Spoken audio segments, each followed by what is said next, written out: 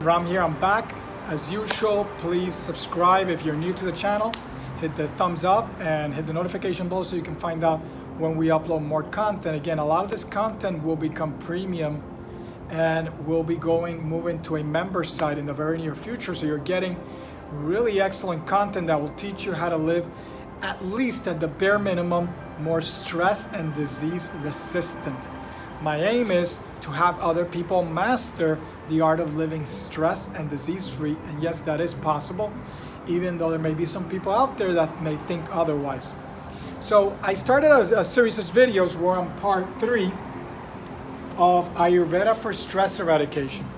And in that previous couple of videos, actually 3 videos, where I covered Ayurveda basics, and then I went into parts 1 and 2 of this section. If you really want to go check those out prior to watching this one. In one of those previous videos, I discussed 2 important 12-hour cycles. And today I'm going to discuss how you can actually start to shift your schedule, shift a lot of what you do to be able to better fit these schedules.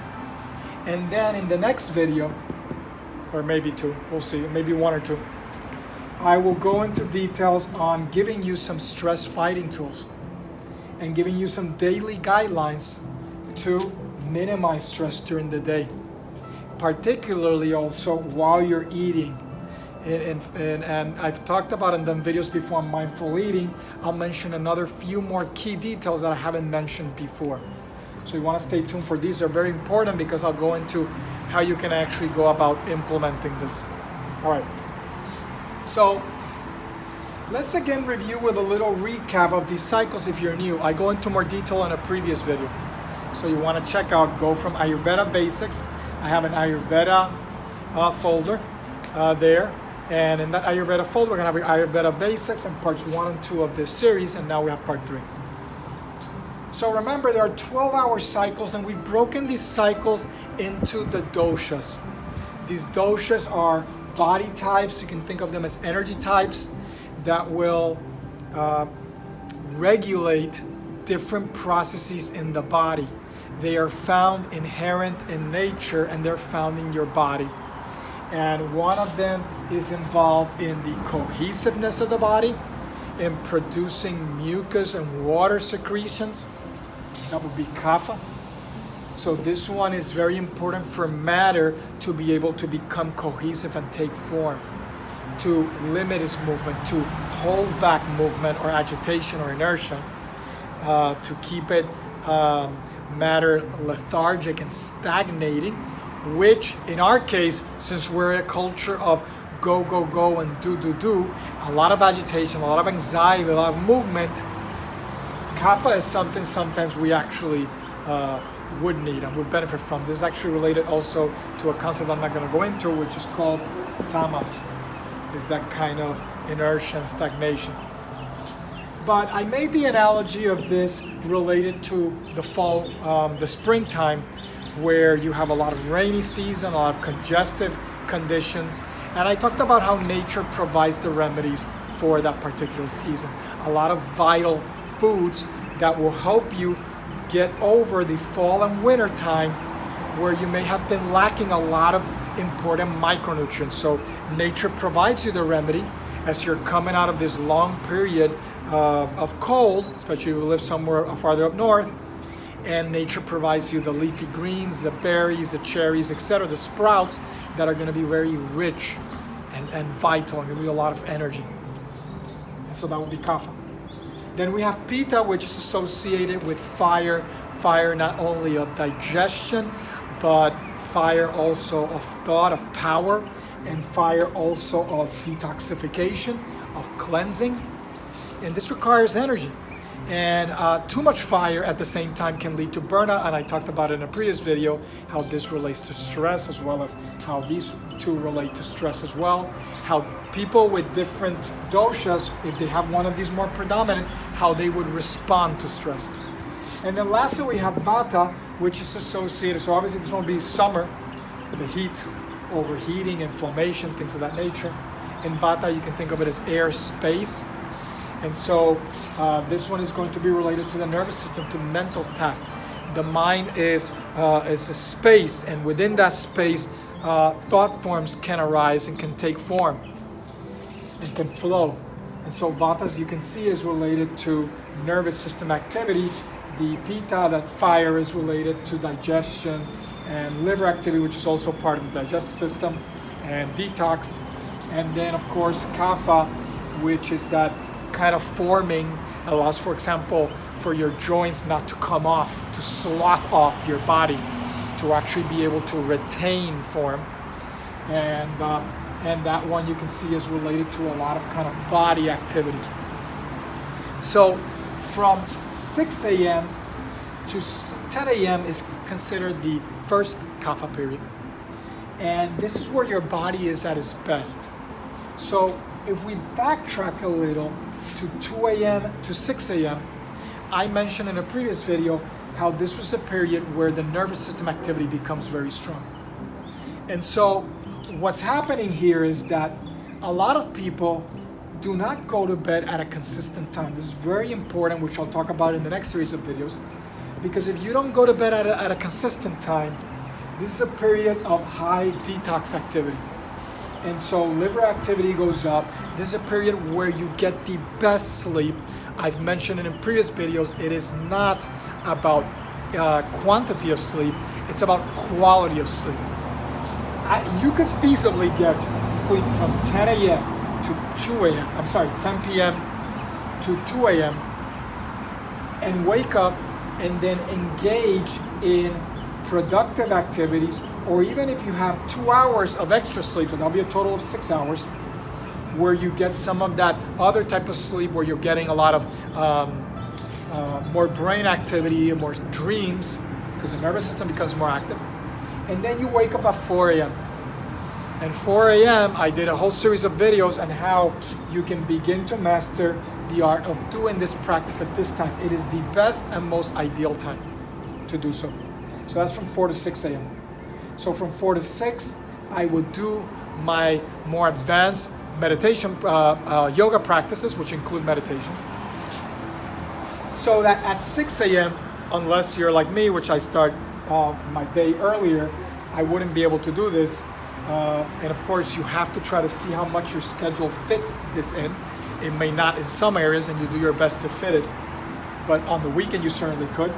That at 6 a.m., let's say from 7 a.m. or from 6 to 6:30, you do some exercise, whether it's go for a walk around your neighborhood, whether it's some yoga in the morning.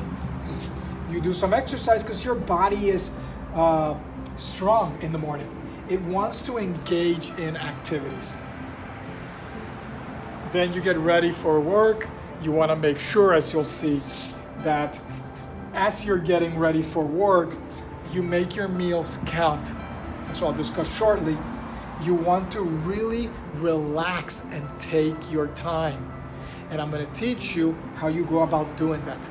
It's very important that when you sit down and have a meal, that sit down time is a time where you're love, honoring, and respecting yourself, and love, honoring, and respecting the food that you're eating and the consequences that it took to get that food where it is at that moment. Whether it's your partner or spouse preparing it for you, taking the time to prepare it, where did that food come from, the farmer that made it, the plants involved, maybe the animal abuse that led to that food, or the environmental problems related to that food. Those are things you have to consider, and I've talked about them in previous. Okay, so just a quick little edit. I was saying that you must live in sync with nature. I've talked about eco-wellness previously. If you are living and all your actions are aligned with the benefit of the whole, you will experience greater health not just of the mind, of the body, but also of the spirit. And it's really going to transform your life in very powerful ways. And I teach my clients and students how to go about doing this, how to integrate. And I've done some videos on this prior to, so you want to check those out. So let's just jump into what's the main topic of this video, which is how to eat for stress relief. And this section is not going to be super long. In the next video, I'm going to start to put all of this together and start to give you some tips. Well, today they have tips, but you're going to see that I'm going to give you a lot more detail in the next one. So one of the things that I've emphasized before in everything that I do in The Art of Stress-Free Living, which you can get a copy below, in my upcoming book, The Inner Hacker Secrets, if you're interested in learning how to become a stress and disease-free superhuman, you want to join, you want to comment below and let me know that you want to be a part of the book launch team, and you'll get an advanced reader's copy of that book. I'll be starting that next month, and it should be done sometime in January. Right in time for my upcoming event, which is the Art of Stress-Free Living Retreat, my flagship brand, which is going to be the first weekend of February, the weekend right after the Super Bowl. So, and I'll have more details on that later on. So, you want to make sure that you eat the right foods that promote balance, reduce oxidative stress and inflammation. This is why I devote an entire chapter to body stress, so that the thing that what most people don't realize is that stress is not just about I perceive something outside to be a stressor. There is no stress. There is nothing out there that's a stressor. Now people say, oh, that gives me stress, that gives me stress. No, you create the stress. You interpret psychologically, you interpret something as being overwhelming or stressful, and that starts to tip you over the edge towards anxiety, towards fear, panic, whatever it may be. And then something now becomes stressful in your mind. Two people could have the same exact experience. One could be really stressed, the other one not. It's really all about perspective. So there's a certain internal locus of control that you're giving and forfeiting away. So, but there's another aspect of stress which relates to physiology, oxidative stress and inflammation. So if I'm doing things to my body, the way that I exercise, the foods that I eat, if I'm doing things to my body that are damaging to my body, that are causing my body to perceive itself as being in danger, being inflamed, it will start to turn on the stress response. A stress response, an inflammatory response designed to protect it in a sense. And so even if I may not be perceiving a stressor at the moment outside, unconsciously I am starting to feel stress because my body is stressed. So I must learn to curtail the stress that I'm putting onto my body, and that begins with eating the right foods. I've emphasized this before. At least 50% of your diet should be whole plant-based foods. If you want it to be ideal, then adopt a vegan diet that will integrate as well a lot of ethical and eco-wellness principles that I've discussed before, that are at the heart of your health and at the heart of the planet's health, everybody's health, the collective. It's all about cooperation, evolution. That's the key. And you see this reflected in nature. It's not about competition like Darwin used to say. That is a bare minimum of competition. Is mostly between species, between the intra-species competition. Not that there isn't two species competing for the same source of food, that does happen, but what you see in nature is a lot more cooperation. It's important to consider the whole and interact with the whole. Even an animal that's hunting another animal doesn't do it to bring the system to a collapse like humans do. Humans overfish, overhunt, deforest in excess, etc., to put the natural environment at risk. All right, and of course, you want to eat in a way that's in sync with the doshas and the seasons, which I discussed in the previous and part 2 of this series. So you want to make sure that you're considering where you live, what's the climate, what's the season. Right now it's summer here still in Florida. We're just beginning October. Fall's going to begin soon, but it's still warm out. Why am I going to go and have Starbucks, hot coffee, and have spicy foods, especially if my dosha is the Pitta, which is the fire one?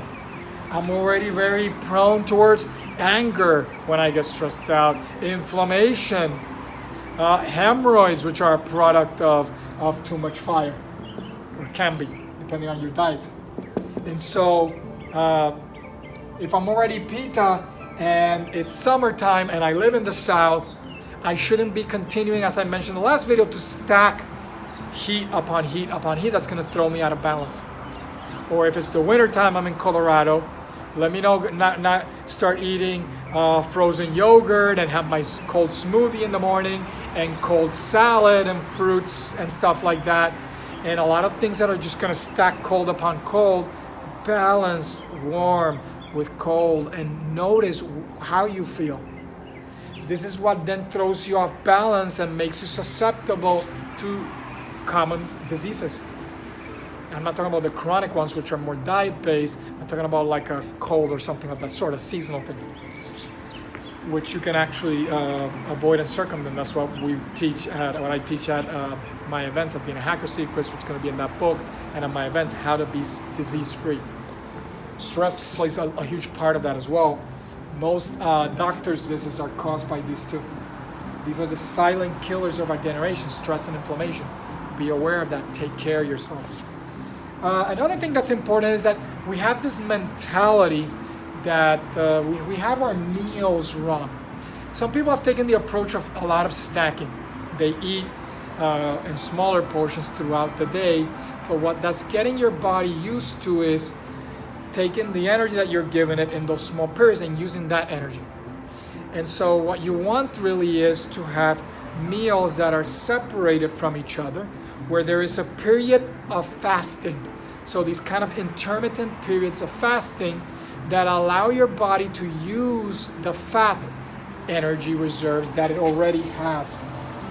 So you want to avoid snacking, particularly snacking refined processed foods, high in sugar, energy drinks. The reason why people start to dip into the well between, in the afternoon, 2 to 5 to 6, in that period, they go get their Coca-Cola, maybe a candy bar, they have or an energy bar, they have like a vending machine at where they work, is because what they ate at dinner time was not proper food for the body and particularly for the nervous system. The nervous system is going to become, during the Vata periods, when it's very much more predominant, is where you should be at your mental peak. If you're not, you're doing something wrong. Whether it's diet, whether it's something else, I would have to get on a call with you and then start to assess what it is, and obviously maybe even work with you. You go to one of my events to determine what is the problem and why is it that then you're having your cravings, because you just don't have enough energy to do what you need to do. Oftentimes, when it's 6 p.m. to 10 p.m., we're doing things here that extinguish our fire even more, that take our energy even lower. We need to be relaxing, and now we don't have the energy to relax. Some people are like, no, I can't relax because I have too much energy. It's actually the opposite more often than not, is that they don't have the energy to be able to relax themselves. Relaxing yourself actually takes energy, even if you don't know it. And that energy is not always a conscious, voluntary effort that I'm doing. It's something that's operating in the background that's getting my body to enter the right state so that around 10 p.m., which is the ideal time to rest, I can rest so that then I can really recover. Of course, we often do other things here that agitate us even more and get us out of whack, especially if you have a TV in the room, if you're doing things that, watching violent films, news, like recently, there was a hurricane that went by in the south here, that went all over the East Coast. That one was in the news all the time. Am I watching that before going to bed and just keep watching news and this accident and that shooting or whatever? All those things are not going to be conducive to settling the mind. So we have to be very mindful to really start to bring ourselves in sync. This period at dinner time is when I should have my lightest meal. Dinner should be, it's called supper. It's a supplemental meal. It should be something light, like a warm soup. Let's say if you're in the north, it's wintertime, have something warm, something light. Don't overdo it. That's when you should, like oftentimes what I'll do here, because I live in the south in the warmer weather, well, I'll have a salad, a cold salad, something healthy, again, whole plant-based raw, that's giving me the micronutrients and the things that my body needs, and at the same time is light. My body doesn't have to work hard when it's wanting now, when it's starting to get tired, and when it wants to rest. I'm not giving it something where it now has to work overtime to digest. This is where people oftentimes have their biggest meal, and sometimes very late. You've probably done this, have you ever been out 10 or maybe midnight, you go for a New Year's Eve party or something, you're eating a heavy meal, a big piece of steak that's designed for a whole family, a big plate of food. That's a recipe for disaster, and you're doing it during the period where you should be resting. It's not that you can't do that, but you have to limit it and you have to counteract it sometime afterwards. And I teach how you go about doing this, how do you balance your daily living throughout the week and beyond. So it's a map of living so that you're always in balance and you don't have to experience what disease is. All right, so remember, your biggest meal should be breakfast and lunch. In reality, and I mentioned this in a previous video, one of the previous videos, is that most of your calories should be during the 10 to 12 time window, so lunchtime. This isn't always doable, and of course you have to be flexible. So you may want to break this mealtime maybe into two and have a little portion, like a couple of smaller meals if you can, like a little snack sometime between 10 and 11, and then have your lunch between 1 and 2 or something like that, where at least you're getting more calories during this time window. Have a nice sustained breakfast, let's say oatmeal, and then you pair that warm meal with cold, whole, fresh fruit. And then the same thing here. Maybe have a salad with something else that you want to eat that may be warm. Avoid overcooking and cooking food twice. When I cook something the day before, if it's leftover, I don't want to go to waste, I'll bring it with me and eat it at room temperature. If you cook it again, especially in the microwave, let's say, you're going to damage that food further. Avoid foods that are not in their natural state, that have been altered. Those foods are not conducive to life and energy and vitality. Then at dinner time is where you have that supplemental meal. Keep it light. So a bonus thing that I want to mention is that in between meals, I mentioned this earlier, you want to give time for your fat to burn. The fat this is good for detox, because a lot of the things that are pollutants, toxins, heavy metals, drug metabolites, etc., these are stored in your fat cells. If you don't get rid of them, you don't allow that to cycle through, you can retain that and have that build up over time, and it can have you in a kind of toxified state. So somebody with a lot more fat reserves, and on top of that is doing a lot of things that toxify their body and are not sleeping well to detox, are actually going to put themselves at risk, short term and long term. All right, let's see, is there anything else? Oh, of course, this is actually promotes, it's a calming effect when you give that fasting period, because this is a natural process that should be occurring, because it's this opposite of stress, which mobilizes sugar. So if I'm constantly putting those little tidbits of energy, high sugar things into my body, it almost as if it signals the body as if it were in stress. And so you want to avoid them there. And I've talked about before, and in the Art of Stress Feeling I mentioned this, the connections between stress and diabetes. So you want to be mindful of that as well. Okay, so in the next video, stay tuned. I'm going to give you some tips for daily activity that you can execute, stress fighting tools, and talk a little bit more about mindful eating. I hope that was a benefit to you, and I send you lots of love wherever you may be. If you're interested again in a free coaching session, I'll get on the call with you to just serve you for an hour, answer any question you may have, and if there's any way I can help you further, I'll be more than happy to do that. Okay, so take care. Namaste.